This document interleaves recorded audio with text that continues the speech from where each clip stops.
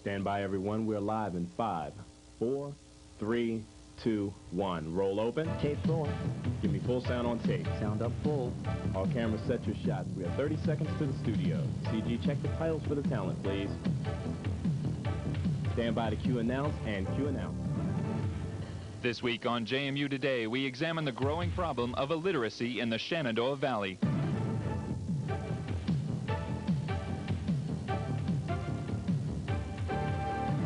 And later in the program, field producer Colin Lovett takes a look at the parking crunch at James Madison University. Ready, tape in 2, and take it. Now, live from the campus of James Madison University, this is JMU Today. Good afternoon and welcome to JMU Today. I'm Anne-Marie Sims. And I'm Daniel Bryant. We've got a special segment coming up done by Mike Caldwell on aerobics, and he'll also be in with sports, so stay tuned. For the first time in 5 years, JMU's increase in enrollment has leveled off. The increase from 1988 to 1989 was only 60 students, bringing total enrollment to just over 10,500. The size of this year's freshman class was intentionally decreased to keep total enrollment stable. Overcrowded facilities are still visible throughout campus, however. Howard Johnson's motel continues to be used for freshman housing, and the former Sigma Pi fraternity house on Main Street is now an upperclassman residence hall. In addition, Gibbons Dining Hall serves capacity crowds, and students are having a harder time finding empty desks in Carrier Library. To reduce the current overcrowding problem at JMU, JMU is renovating old buildings as well as building new ones. A new Bluestone building has recently been completed to accommodate the growing music department, and 2 new buildings are under construction for the business department. JMU's Office of Public Information predicts that the enrollment of the existing campus will remain about the same until 1994, when the new College of Applied Science and Technology opens up across Interstate 81. The JMU chapter of the National Organization for Women is sponsoring a project to help protect students on campus. The program is called the Whistle Protection Project. The whistles are attached to a keychain and may be blown if a person is in danger, sees someone else in danger, or suspects trouble. The organization warns students not to take matters in their own hands. Proper authorities should be notified in case of trouble. This program is not limited to women faculty and students and is geared towards making a JMU as a whole a safer place to be. Whistles are $2 each and can be purchased through JMU Now, P.O. Box L203, Campus Mail. Approximately 2 million people in Virginia are classified as functionally illiterate. JMU Today's Rob Landry takes a look at some of the programs aimed at reducing that number. By Thoreau, Clemens, or Shakespeare, but imagine yourself having difficulty reading a simple phone bill, or business card, or job application. Well, for many in the Shenandoah Valley, being functionally illiterate is a very real problem. One group that's working to eliminate illiteracy is the Massanutten Technical Center, which provides adult basic education classes in reading, mathematics, and other subjects. In charge of the program is Jim Warndorf, who says that illiteracy is often difficult to measure. It's a very difficult thing to get a handle on because no 2 people need literacy levels that are equal because of their differing job requirements and family requirements. And no 2 educators define literacy the same way. JMU students don't have a problem with reading, and a student organization called the Madison Honors Club is putting students' skills to good use by providing volunteer tutors to the Tech Center's night sessions at Harrisonburg High. Club President Elizabeth Myers says that not only honor students participate in the program. Any student at all can become involved in what we're doing. Right now our need is pretty much saturated, though. We have a long list of substitutes also. So that particular facet of our program is filled. The Tech Center is part of the Skyline Literacy Coalition, an organization of libraries and social service groups formed in 1986 to raise the level of adult literacy in the area. The coalition concentrates on the practical aspects of reading. You don't teach them to read about, see Spot run. They could care less about seeing Spot run. They want to know what's going on in the world. The newspaper is a wonderful teaching tool. You use workplace-related kinds of materials.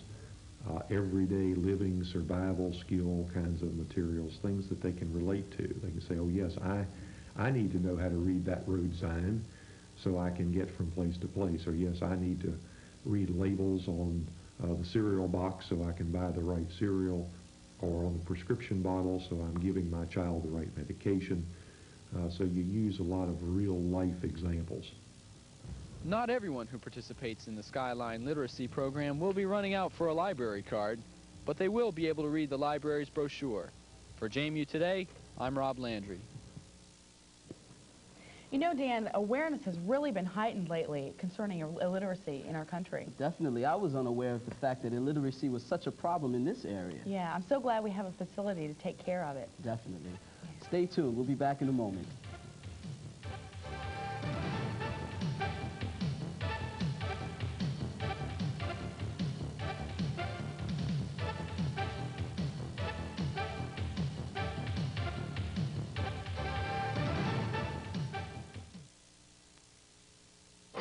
Nobody picks a fight like HBO. That should be it. You're blowing it now, son. I know I'm trying. Hacker goes in for the kill now. This one is all but over. I wasn't knocked down. I wasn't knocked down. Big rally by Ali. You gotta move in and rough these guys.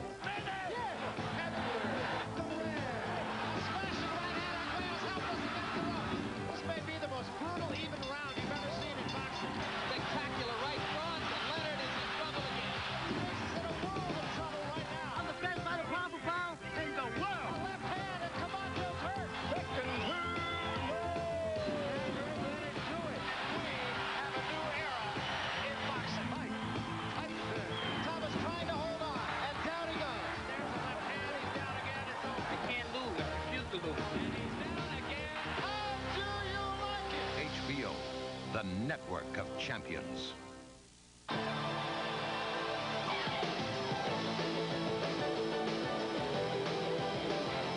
Thursday nights, tune into Home Team Sports for Redskins Preview, a half-hour talk show which looks ahead at next week's Redskins game.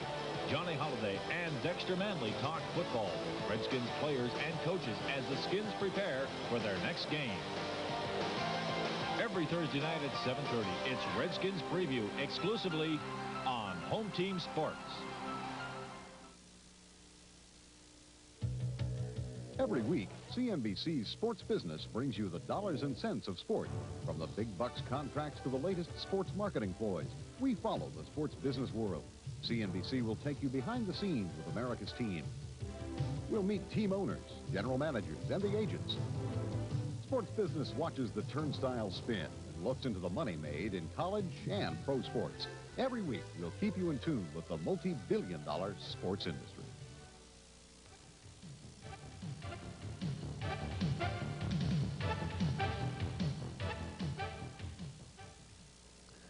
JMU is a safe place to be. Recent FBI statistics show James Madison University and Radford University are among the 10 safest campuses in the United States. Radford was ranked 5 nationally with 162 crimes on campus in 1988. JMU ranked 10th with 193 crimes. The University of New Mexico is the most dangerous campus with 53 reported cases of violent crimes, including murder. The FBI rankings include only full 4-year colleges and universities with student populations of 7,200 or more. For years now, JMU's dreaded parking problem continues to emerge as one of the main concerns of both students and faculty alike.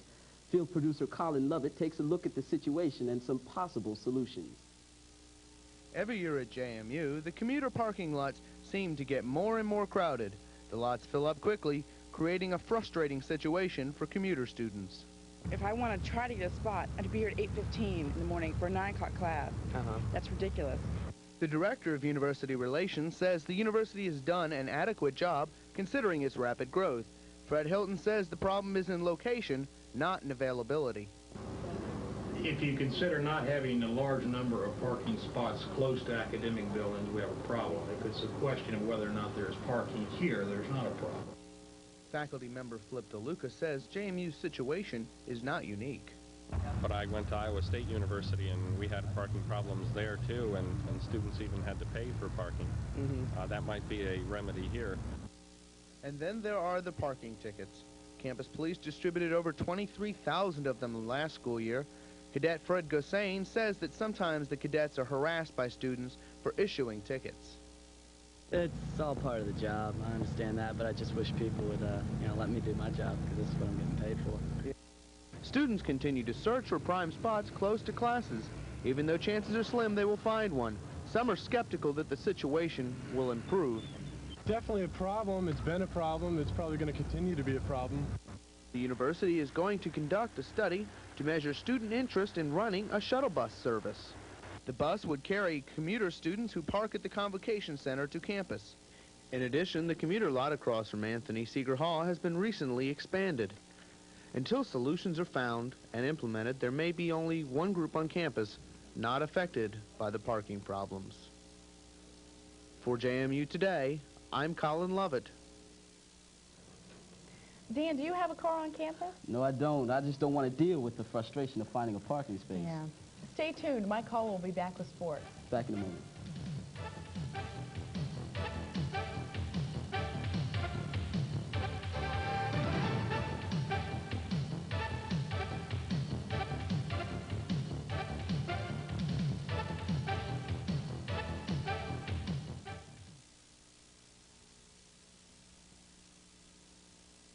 Sports Fairfax is here on Channel 8. I'm Jeff Riley. This week we'll take a look at Midnight Madness. Now that's the first official practice for George Mason University basketball, and we'll have co-captain Steve Smith here.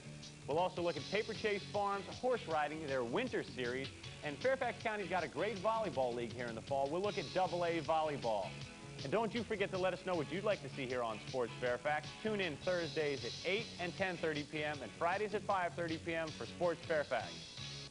The Channel 8 news team goes all over Fairfax County all hours of the day, but we are looking for more. Do you have a human interest story that could be an inspiration to Fairfax? Have you been on the scene of an accident with your video camera? Are you concerned about regional issues? News 8 wants you to contact our tipster hotline. Call 849-8430 and ask for the news department. Then tune in to see the coverage on the Fairfax Evening Report. Why is it that the budget is always growing? Why aren't we talking about decreasing some of the expenditures? Well, do you live on less money this year than you did last year? I can't understand why Fairfax County has to be in the road business or transportation business. The rural areas dominate the Virginia General Assembly. The value on the house went up $63,000 this year. Holy smoke. You name the topic on County Forum with Audrey Moore, the second Tuesday of each month at 7. After age 55, a woman's risk of heart attack triples. Find out what you can do today. Call the American Heart Association.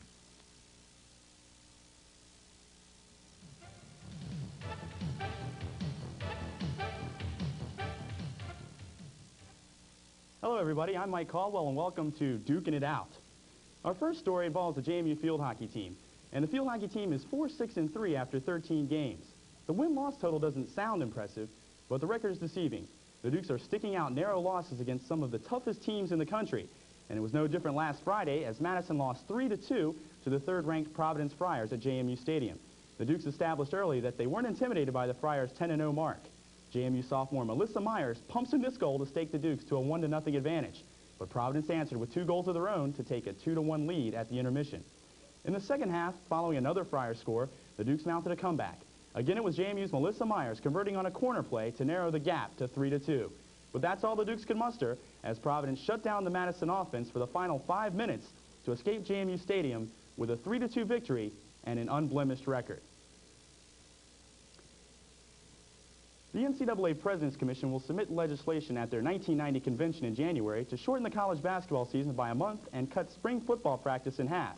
The limits on basketball would reduce the number of games played from 28 to 25, and spring football practice would be limited to 10 days with no contact, as opposed to the current 20 days with mostly contact. The proposal is partly based on an NCAA study that found football and basketball players spend an average of 30 hours per week on their sport. The presidents designed the proposal to give student athletes more time for academics. As could be expected, coaches strongly disagree on a number of counts, but mostly because the NCAA presidents failed to ask for input from the athletic community before drafting the plan. If passed, the rules will be effective in 1991. The JMU football team was idle last week, giving the Dukes, losers of 2 straight, a chance to regroup. At 2-2-1, the purple and gold may seem down, but as sports producer Sean Broderick reports that with half a season remaining, they aren't out of it yet. The first half of JMU's 1989 football campaign quickly turned any hopes of a glorious undefeated season upside down. Following 2 consecutive losing Saturdays, the Dukes had an open weekend sandwiched between 2 regular weeks of work. Following their disappointing start, you might have expected to see a lot of uninspired players around JMU Stadium recently. But as I found out, the only sitting around that the Dukes have been doing is during the pre-practice stretches.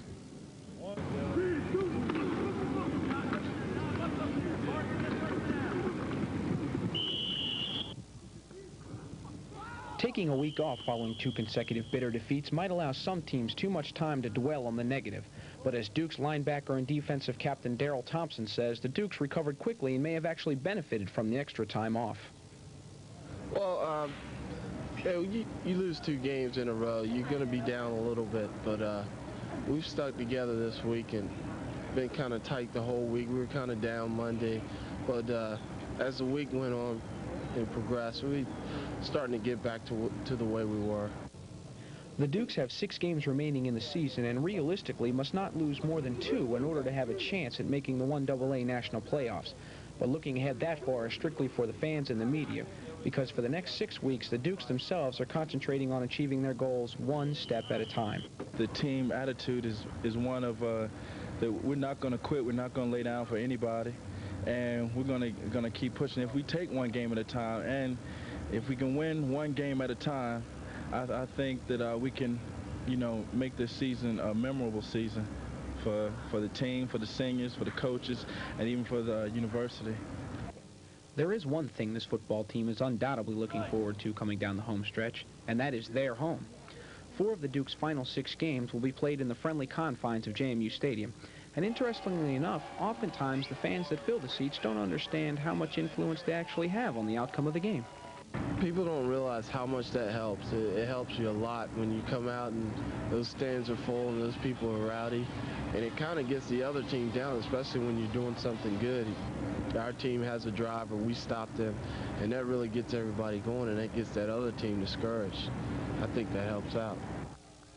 Regardless of what the future brings for the JMU football team, the fans should keep their faith in the purple and gold. It's only fitting because this team is keeping the faith in itself.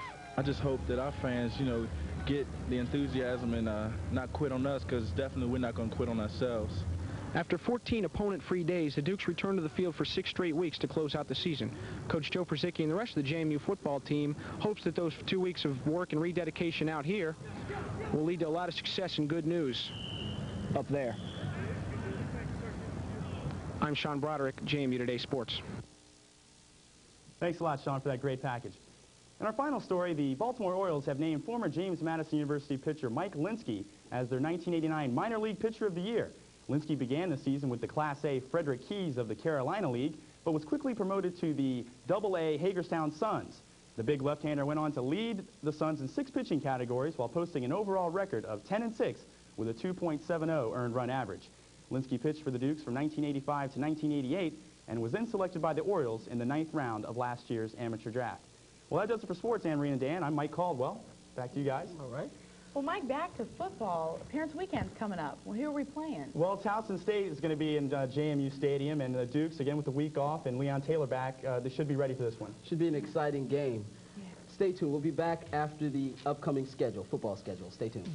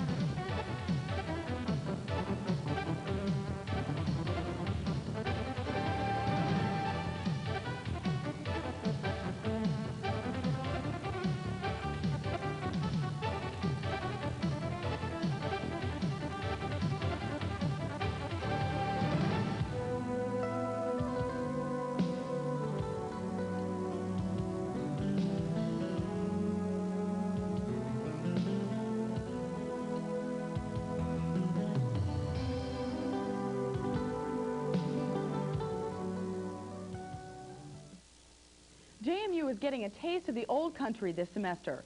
Professional British actors Leslie Duff and Miles Anderson are teaching acting courses here as part of the guest artist program. Duff said JMU students seem to enjoy British teaching styles.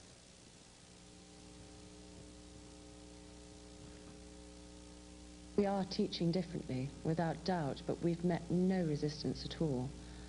In fact, just the reverse. I mean, terrific enthusiasm, great commitment. I'm very impressed with the students.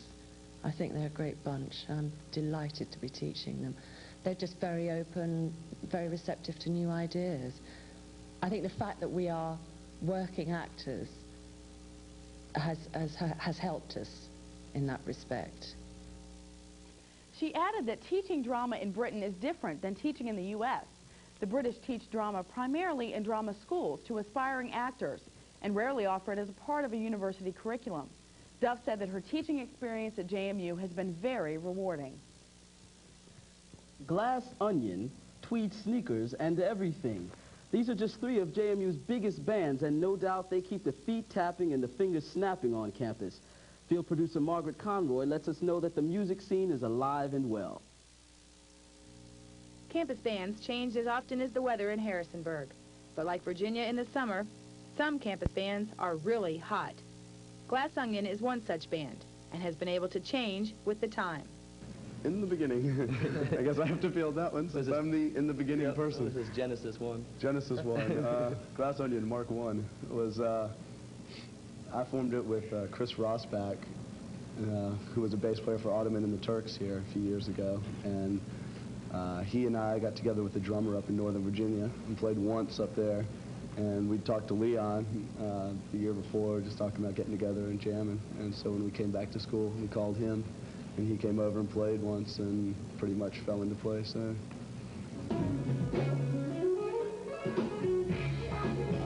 Their style? Indian wedding marches. Mostly Indian wedding marches, some classic rock. No, mostly, I guess we'd say usually tell people it's classic rock, old rock, Stones and Clapton and Beatles and Grateful Dead, things like that. We try not to play it exactly how it sounds, that we try and interpret it our own way. And sometimes it works, sometimes it just sounds much worse than the original.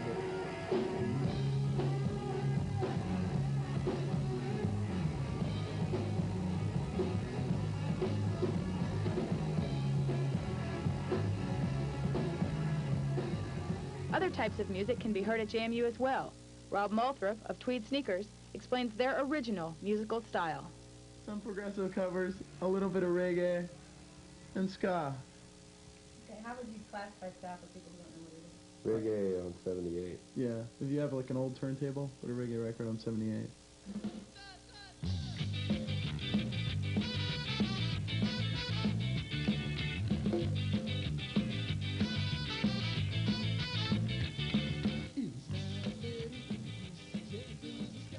You have to wonder how these guys got together. I should ask Randy about that. Definitely ask Eric about that. Tell me about it, Mark. I don't know. And then I showed up in their basement because I heard them playing out on the street. And I started First we were playing out on the street, but then we moved into our basement. And from their basement, this group made a name for themselves.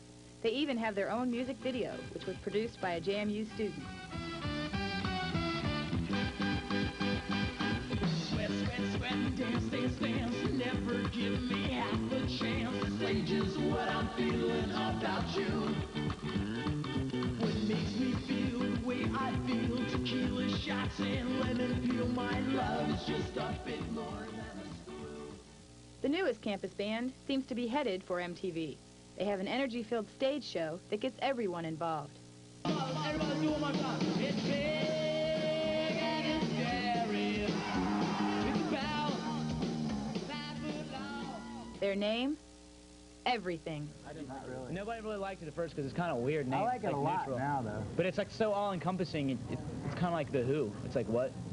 Who cares? Peace. The members of Everything have a wide range of musical talents.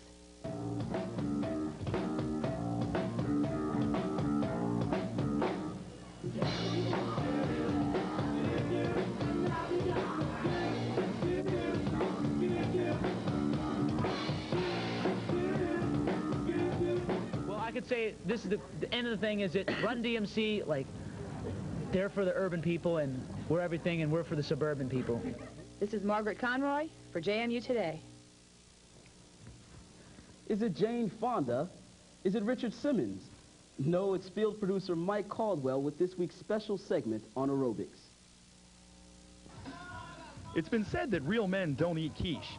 But by the same token, real men don't seem to do aerobics either. That's because we men know that it's too easy. So in the spirit of Billie Jean King and Bobby Riggs, I can out-aerobicize any woman in this room. The challenge has been laid down, so here we go. But when these women saw my nearly perfect physique, they stalled for time to train. Dun dun dun dun dun dun dun dun dun dun dun dun dun dun dun dun dun dun. Dun dun dun dun dun dun dun dun, boom, dun dun dun dun dun dun, dun dun dun. Mike Caldwell will never do it. He's a wimp. I hate to say it, but I really don't think the girls they can't beat him. They don't stand a chance. He is the ultimate physical specimen. They'll never do it. He's a man. And so the challenge was on. In this corner at 162 pounds of bulging biceps, the challenger, Iron Mike Caldwell, and his opponent, the women of Little James Madison College. Caldwell's having trouble getting accustomed to the beat, but the women, right there, are in perfect sync. Caldwell's beginning to catch on, and would you look at that little monkey go? Now let's go to our exclusive AeroboCam for a look at the action.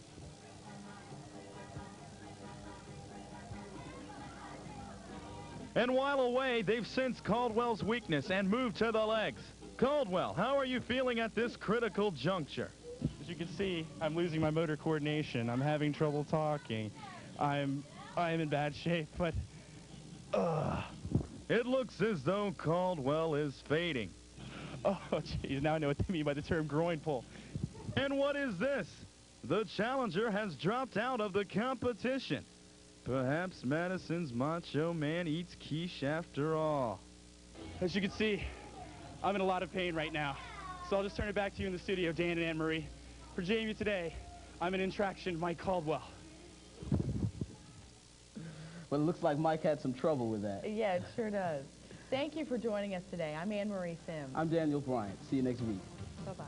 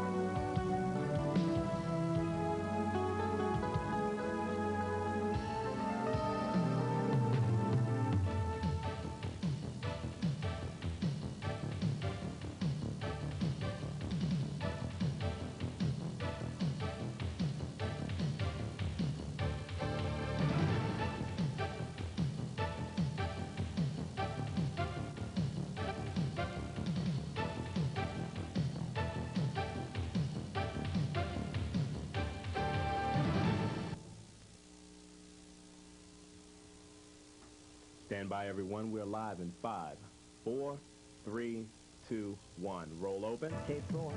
Give me full sound on tape. Sound up full. All cameras, set your shots. We have 30 seconds to the studio. CG, check the titles for the talent, please. Stand by to cue announce and cue announce. This week on JMU Today, we take a look at Parents Weekend. What do students' parents think of JMU?